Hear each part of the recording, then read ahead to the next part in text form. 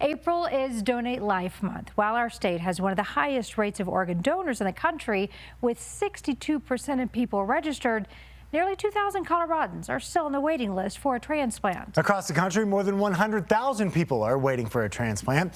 This is a cause that hits home for me. My father-in-law was on the heart transplant list for several years.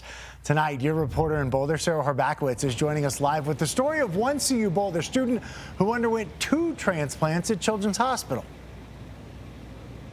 Yeah, Julia Renz is a junior at CU right now, but growing up, she spent a lot of time at this hospital, and a good portion of that waiting for her own heart transplant. Now she's working to spread awareness for others.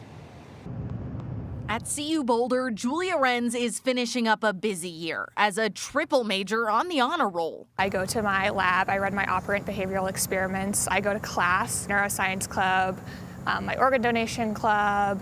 That last one, closest to her heart. Being someone who they can sort of, connect with, who is their peer, it really helped, solidify the importance of organ donation to a lot of people. Julia was born with an enlarged heart, needing a transplant at just 4 years old. I remember, running down through the hallways of the hospital. But 13 years later, her body started rejecting that heart, and she had to go back to the hospital. For my second transplant, I remember every detail of that. I remember the struggle. We're giving her medicine. Eventually, finding a second match, with nurse Christine Reed standing by her side through that journey. When she got her second offer, there was so much excitement and hope in that room. And you just want to harness that for every patient.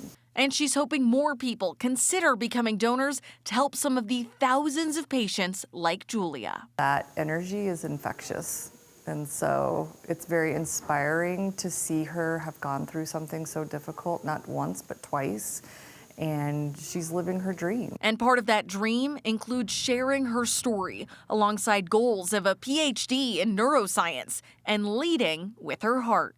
If I were to wake up every single day wondering, is today the day I wake up with rejection, I'd never get anything done. Instead, I just go in with a mindset of, what can I do today? How can I make the world a little bit of a better place today?